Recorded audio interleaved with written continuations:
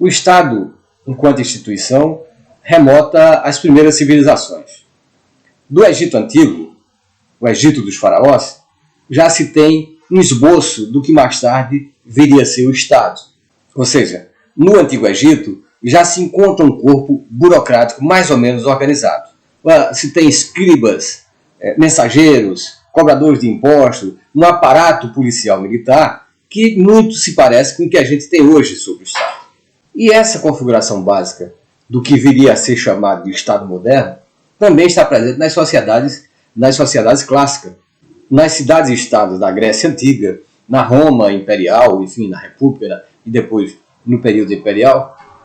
Já aparecem essas configurações do que a gente compreende hoje por Estado moderno.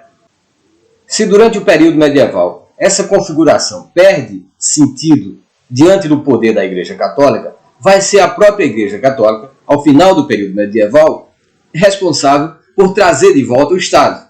Mas um Estado já bem diferente daquele que fora os primórdios lá nas civilizações antigas.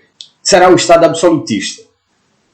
Nesta experiência histórica do que conhecemos por Estado absolutista, se tem uma característica peculiar.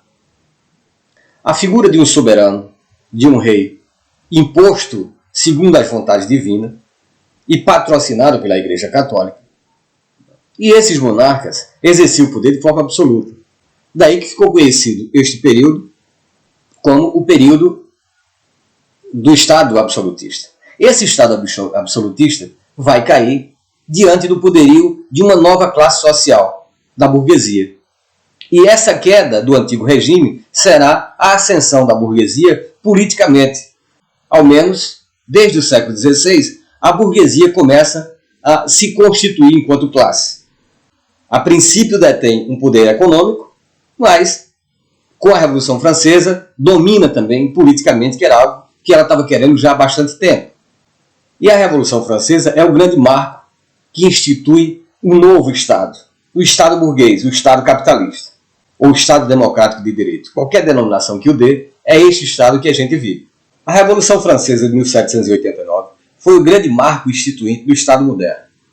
Então essa burguesia que nós conhecemos por capitalistas, que são os empresários, os banqueiros, etc., que já tinham o poder econômico, tomaram o poder político, com o lema igualdade, liberdade e fraternidade. Substituíram, assim, o poder absoluto dos reis pelo poder da lei.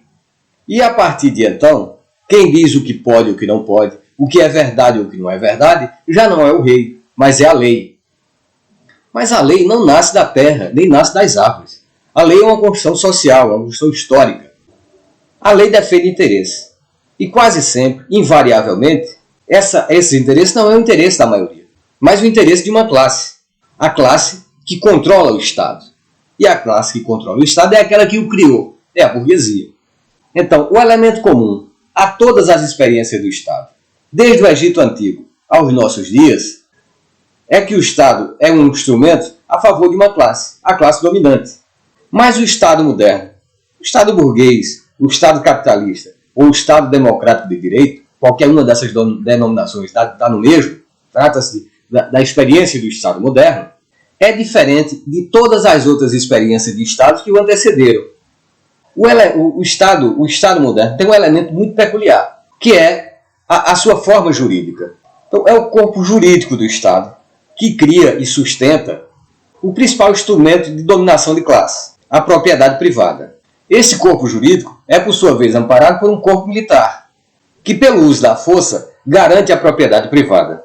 Mas não é só a força física que garante a dominação de classe, como veremos mais adiante. Dentre as muitas teorias sobre o Estado, uma nos diz que a sociedade tem por base estrutural a economia, o sistema econômico, que nos dias atuais é o capitalismo, e seu modelo econômico vigente, o neoliberalismo. Então, sobre essa estrutura econômica, se eleva uma superestrutura jurídica e política. A superestrutura política é composta pelo presidente da República, os senadores, deputados federais, governadores de estado, deputados estaduais, prefeitos, vereadores. Esse é o sistema político. O sistema jurídico, ou a superestrutura jurídica, é composta pelo STF e seus ministros, pelo Superior Tribunal de Justiça e seus ministros, pelo Ministério Público, pelos juízes de piso, aqueles das comarcas, das cidades. Em cada cidade, geralmente, tem uma comarca com um juiz. Esse é o sistema, a superestrutura jurídica do Estado.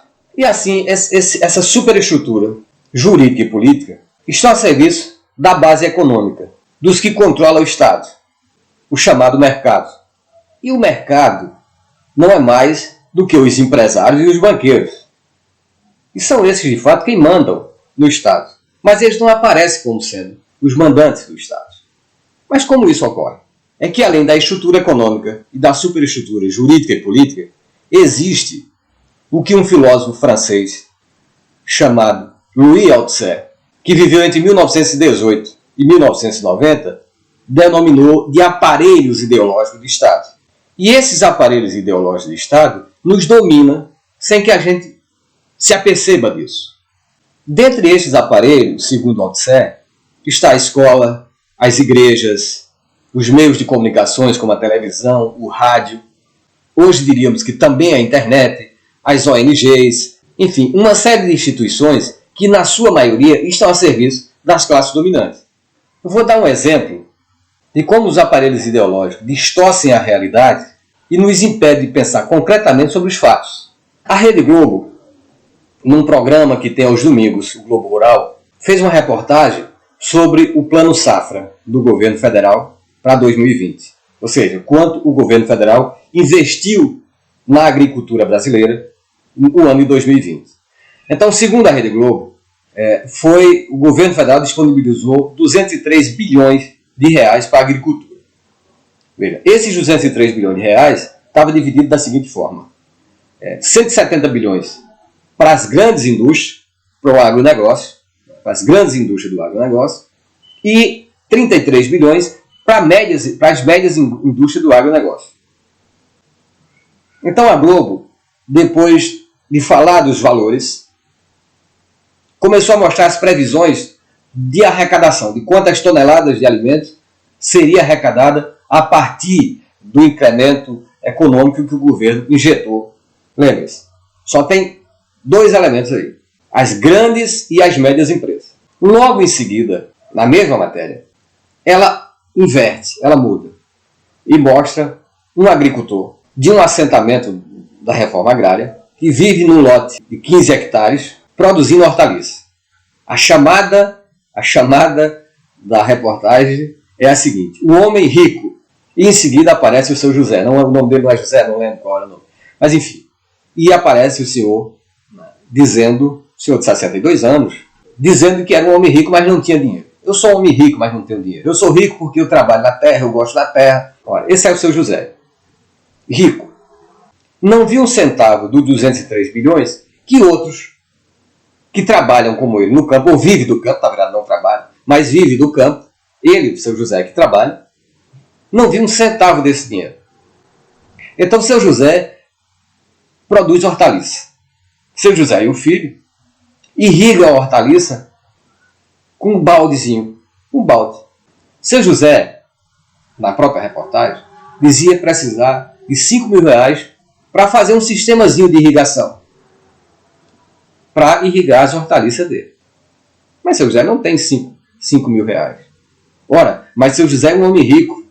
E depois mostra a produção de seu José chegando na periferia, no ONG, que faz o meio campo entre a cidade e o campo para vender as hortaliças de seu José. Principalmente nesse período agora de pandemia. E ao final das contas é tudo uma alegria muito grande. Seu José consegue produzir e consegue vender na periferia. As pessoas da periferia comem aquele alimento que o seu José produziu lá.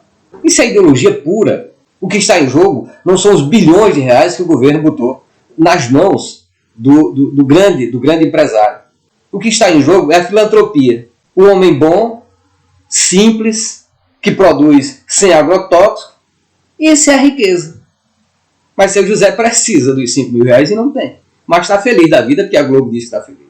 Então são através desses instrumentos ideológicos, do que Althusser chamou de aparelhos ideológicos do Estado, que nós somos convencidos de que a realidade é algo diferente do que de fato é. Então o Estado não se sustenta apenas pela força. Ele sustenta também pela subjetividade, pelas imagens distorcidas que criam para nos iludir.